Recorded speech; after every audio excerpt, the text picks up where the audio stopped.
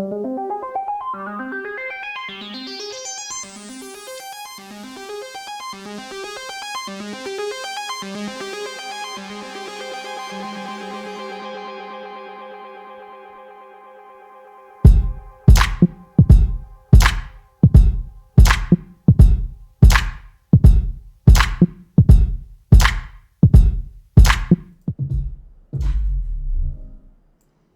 folks.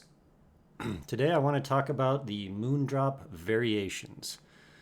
This is a set I've had for 2 weeks now, and I have put a lot of listening time on them.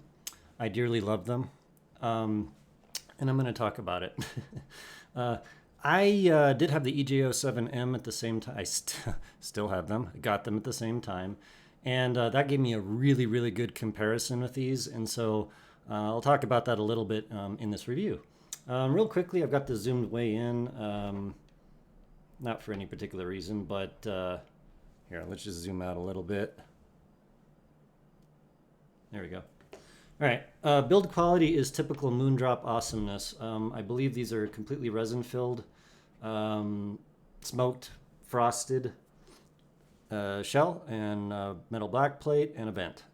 So that's a lot of positive things. I already talked about sort of the look and things of these, but I do like these bore types. They are thick, but they actually go pretty far in my ear, and apparently I could have inner ear resonances if I had short tips, and I didn't realize that before the AG07M. But anyways, these are typically good, as all of my other sets. I don't have any resonance problems.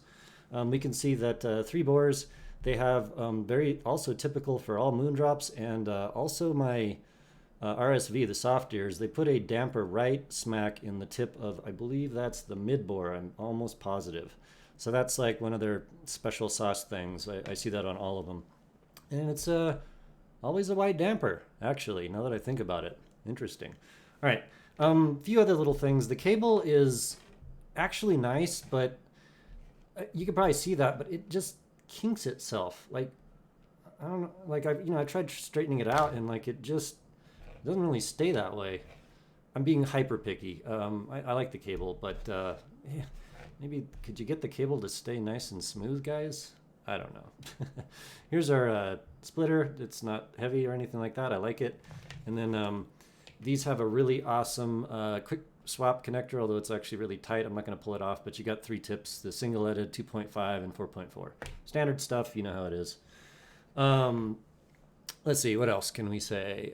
We could go to some graphs. And I just pulled that one up. I got a couple of these, but let's talk about this a little bit. Both of these headphones are well within my preferences, and actually way more than a lot of other stuff. So the RSV actually tilts slightly up from 1K going downwards.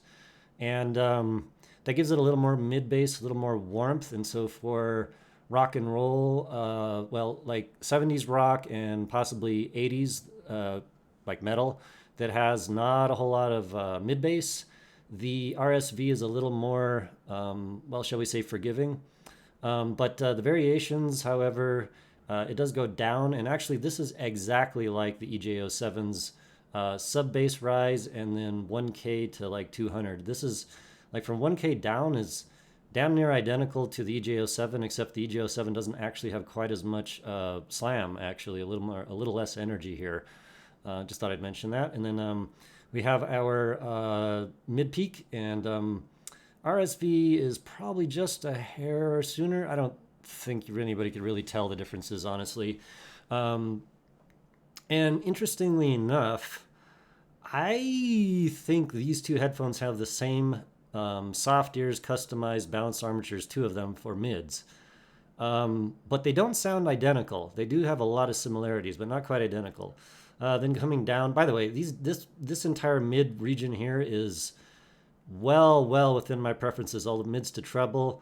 Then we have a little peaky peak here. What's interesting is, the 711 coupler is supposed to have like an 8K peak, but the RSV doesn't show that. So it's like, huh. So maybe this does have a little bit of extra at 8K, the variations comparatively. And then coming down past 10K, in fact, the variations does have a bit more treble energy than the RSV. Do you need it? I don't think so, actually, but that's me. I'll talk about that a little bit. Anyways, there's the graph. We have a little, I was pulling up other stuff because I was interested. I was like, what could possibly hit this like closer in terms of the 1K to, I don't know, 8K. Found the Viento A, which I think Crin rates the Viento B as being one of his best, like, I don't know, S plus. I'd look it up again, but it's really highly rated. And I just happened to notice that, and it's like, oh, hey, look at that. Pretty cool. That's a pretty good match there. Probably doesn't sound the same, but, match. So that's interesting. Viento A is real similar, except for the bass, where the variations has much, much, much more sub bass slam and probably a funner, or at least for me, a little bit of a funner tonality. Then moving on, I was like, well, what else, could we find that might be similar? Etymotic ER2XR, which is $120, and interesting. 2.5K peak on the ER2XR. Then we got, what is that, 3 roughly for the variations. And I just thought I'd bring that up. These are not terribly different headphones, although they do sound somewhat different. But, the overall tuning is fairly similar. Cool. All right, let's talk about my, let's just go to the ratings. Let me grab my chart. There we go. All right, variations. And by the way, this is scrolled all the way up. And I just to let people know this, I have a little extra line right here, this guy right here. This is the short bus recommendation line. And I'm not going to make a big deal out of that because there's only 3 IEMs on my short bus rec. And they have X's in there, and I'm not going to talk about this too much. But basically, what that in my mind means is that these are headphones that are special, but not in the way of like hyper treble OCD detailed stuff. They have other metrics, the 3D, the overall tonality, the organicness of them that I find to be extra special. And for my short bus, and like people may not know this, but the short bus in America is the special bus that takes special kids that are disabled and things like that, could be mentally disabled, takes them to school. And it's kind of like a meme in America. If you're riding the short bus, you get the point, right? So I'm taking the piss out of myself by this. I realize that the EJ07 does not rate well, but pretty much among any other reviewers other than maybe Hawaii Bad Boy, who understands the magic of them. But at the same time, I only have 3 sets that I consider to be special, up and above their metrics and just any type of technical things you could think about them. So those are the 3. I just thought I'd mention that real quick because it's like, hey, wait, there's a new thing there. Anyway, variations. And they are not a short bus rec because there's nothing lacking about them compared to what I think other reviewers are going to talk about. And apparently, some of the major reviewers are really enjoying them and rating them really highly. So that's cool. All right, price $520. And I was trying to think, in a few words, how could I tell people about these? And the thing that kept popping in my mind is these guys are an everyday man's top of the line, meaning the price is affordable, in my opinion. It can get a lot worse. It's definitely not cheap. I realize many people don't have the means to buy this sort of stuff. But in the whole landscape of headphones, I think $520 for these, like I said, every band's top of the line total. I'm going to go with that. All right. We'll get to the overall score when we're done. Magic factor is going to be a fat and good 10 on that. I can be picky about some things, and I absolutely will be, because that's what I do. But would I listen to these? Hell yes, every day and any day I would listen to them. I would say that certain types of music may come off a little harshly on them, but overall, most things I played on these were killer, and some things were just like, brought a tear to my eye type of thing, and so they get a 10.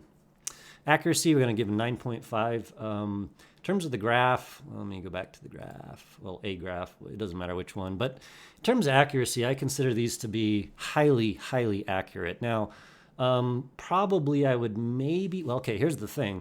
The bass really only comes in when a track has a lot of bass due to the sort of the low 1K to 200K, that sort of slightly downward slope. That ends up coming across. If a track doesn't have a lot of bass, you really hear the mids and treble extremely clearly. There's no bloat. In fact, this type of tuning lends itself to the least amount of bloat you can find on anything, depending on whatever track you might play. I just thought I'd mention that. So So accuracy on the variations, sorry, let me go back here. So we'll give it a 9.5. What did I say, 10? Well, anyway, they're very, very, very accurate. Special quality is going to be a 10. Accuracy, 9.5. And I didn't rate them a full 10 because, yeah, I'll get to it because of the mids. And you might say, oh no, the mids, it looks, you said they were good. Well, I'll just get to that in a minute. But 9.5 out of 10 is like damn good. Geez, do I even have anything above that? I don't. Huh. Yeah, so that's the top of what I rate accuracy at, which I would say is fair. They are very, very much like was intended to be in any mix. And I believe that you could play just about anything, and it would be just like you were standing in front of a near-field set of studio monitors and appropriately what the production should be like. That's what it will sound like. Moving on, wideness is going to be a 9 out of 10. Not quite as good as like the insane 64 audios, but in terms of what I like, this is fantastic. I'm not going to complain about anything. Maybe a level down from the super ultra expensive stuff, but in no way is it lacking. 3D is going to be an 8.5 out of 10. And the reason for it not being a little bit higher is going to be because the treble is in fact pushed on these to a top of the line level to the point where 3D, although it's there, it's absolutely there, but it is not quite as overt as something like the EJ07. But tracks that have encoded reverb and things like that, they sound fantastic. I may upgrade that to a 9, but for my ears, the extra treble on this, the top of the line style treble, does in fact shrink that 3D factor a little. And I'm just trying to be honest with the way I hear it. So anyway, imaging, 9 out of 10. It's killer. It's killer. $520, $520. You're not going to find better, I don't think, other than maybe some 64s and a few odds and ends here and there. But it's absolutely killer. Volume scaling is going to be a 9. Now, I battled this around. I actually had it a little lower. But I realized that there really is no hotspots with this treble. Just going back here. Like, we don't have, I mean, we could say the 8K could be a hotspot. I don't know if it's quite as high as this shows because, 711 coupler peak. But there's no hotspots here. It just goes down. Remember how I was talking about in an earlier video? I want to see a the mid peak, like 2.5, 3K, whatever. And I want to go down in a smooth line. And I mean, that's really close. It really is. So the treble on this, I would consider to be fairly perfect in terms of it not poking out over anything else as you turn the volume up. Is it as forgiving as the EJ07? No, it is not, but nothing is. So anyway, just to talk about that, we're at a 9 out of 10 in volume scaling. As I turn them up, it does become a little fatiguing, but it's not in a bad way. It's in a like I really love the amount of detail being blasted in my ears, and nothing is peaky or off-putting. So you can crank the heck out of them, whether or not your treble sensitivity is as much as mine or less or whatever. I don't think anything is going to poke out as being like, ugh, that kind of thing. It's just, everything rises in a very nice linear way as you increase volume, and it's great. 9 out of 10. I just keep going on and on about the volume scaling because in my mind, it's one of the biggest things in a headphone. I've said this before, but I find a track I want and the volume comes up, and as soon as I hear something out of place as the volume goes up, it upsets me greatly. I don't like that. When I want to rock out, I want to rock out, Yeah. All right, moving on. Bass. All right. This would have been a 10, except for the fact that, like I said, some things that have low mid bass, especially 70s rock and roll, a lot of metal in the 80s. So like newer metal has a lot of sub bass, but the older stuff really was thin in that respect. So something like the Tench Jim Tanya actually is my pick for a metal headset, which is like, huh? But in comparison to the variations, those tracks will come off as a bit thin. But my God, if you have a EDM modern recorded stuff with plenty of bass, the texture and the slam and the extension is incredible on variations. So 9 out of 10. It would have been a 10 if a little more mid bass. Yeah. And moving on to mids. All right, 8.5 out of 10. Now, I battled this score a lot. And what I ended up finding was that if I A/B test with the RSV or the EJ, and do have to try some specific tracks, some are not quite like this, but basically the mids come off as being slightly dry, and I'm going to emphasize slightly thin compared to my best sets, which are incredibly full and organic and open and wide in the mids. So I like the mids on this a lot. I would find them to be a little more technical maybe than organic, but in no way is it off-putting or bad or anything like that. It's just, we're doing very minute differences between the top of the line headphones, or the top headphones that I've reviewed. So 8.5 out of 10. Do I like them? I like the mids a lot. Could they be better? Barely, but maybe. All right, treble, that's a 10. These things have the most incredible twinkly OCD detailed treble I've heard in a lot of stuff. I guess the U12T might beat them, but like in terms of everything else I've heard, they're at the top. They really are. The guy that sent them to me, T-Mac, hey bro, thanks a lot. I think he agrees with me that the treble on these is really quite special. Not a lot is tuned in this way, meaning that there's no really pushed parts of the treble, but it still gives you that just the zingers, the little harmonics and things that just fly out of nowhere in tracks. And I do in fact hear things like that in tracks, let's say like the EJ, that I can't hear with the EJ, I can hear with the variations. 10, an absolute 10, maybe an 11, maybe, but absolutely fantastic treble. It's just amazing. It's not forgiving either though, because there's so much of it, and it's fairly perfectly tuned. If you have a track with okay, a lot of pop music actually, as it's mixed, has like about plus 5 dB of treble, because they know that in like your average system that someone has in their house, maybe a car, they're not very treble detailed, so they pump that in the mix a little more. And so what I'm trying to say is that some tracks that are like pop type styled recordings, they're going to come off as being a little much treble, whereas stuff that's acoustic or live recorded or just better recorded, I don't know why they need to push treble anymore. Everybody's got high-end stuff. Or like a lot of people have high-end stuff. Anyway, you get my point. So it could be slightly harsh on poppy stuff that already has an extra amount of treble, but for natural live sound, it's just phenomenal, amazing. Bravo, Moondrop, you killed it.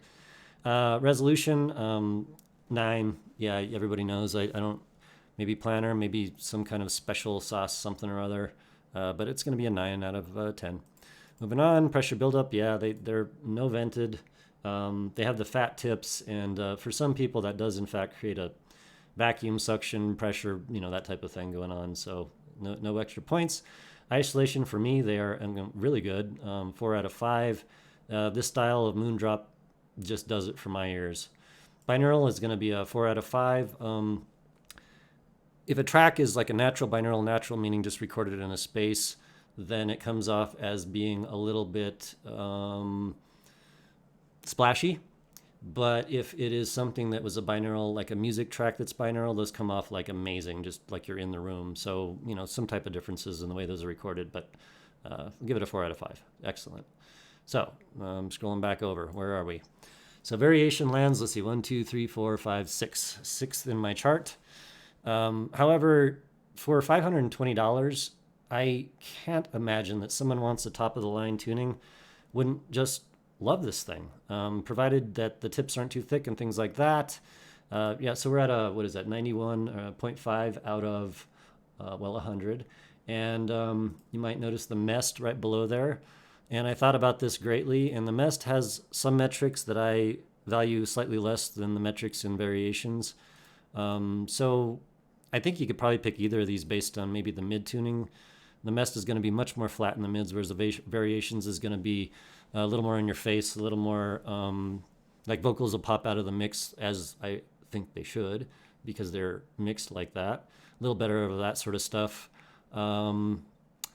And they're one of my favorite sets I've ever heard. And if I had bought them, like I said, I'm just borrowing them. I wouldn't sell them. There's really no way. So these are highly, highly recommended for 520 bucks. You might be asking yourself, well, what about the EJ07M versus the variations? Because that's probably some of the two latest hyped sets out there. And my answer to that would be, this is going to depend on mids versus treble for most folks. I don't think the bass would be an issue, but like maybe if you're listening to a lot of 70s stuff, like rock, it's possible the 07M will just be better because it's got a little more mid bass. But the major differences for me on these two bad boys is going to be that the 07M has more organic, rich mids, whereas the variations is slightly more dry and, like I said, very, very minorly thin. The only way you'd really, really notice this is if you just popped in another set with, say, like the 07M, do some A/B testing, and it's like, okay, yeah, there's a little difference there. And like I said in some previous videos, this stuff is not hard to hear. The secret sauce is you got to have headphones ready to go, tips ready to go, and smack these in and out of your ears as fast as possible. Like, audio memory is a second or two at best for most human beings. And so you got to do that really quick to really get those differences to be, drilled into your brain. So anyways, that's the big deal. Oh, yeah, I don't know if I said this, but the variations probably does beat the 07M in treble details. I find them to be in a slightly better place. I'm not going to pull out a graph, but just slightly. Slightly. I need to emphasize this. But over the two, I would pick the 07M because I prefer its mid presentation. And also the 07M's holographic nature, which is very similar to the 07, is in fact better than variations. I pretty much think that. Did I even? Yeah, I did. So highly recommended, 520 bucks. In my mind, if you're in the market for a Tribrid, it's probably, there's some other stuff out there. The Zen's Up, which is going to be a much more bassy set, probably for a bass head. I've looked at the graph, looks nice to me. But for these, right now, I'm going to recommend either of these two, depending on your preferences. 07M for organic 3D holographic mids, and variations is going to be for a top-of-the-line styled OCD twinkly treble styled set. I think that you could pick either depending on your preferences and be a complete win. Whew. All right, boys and girls.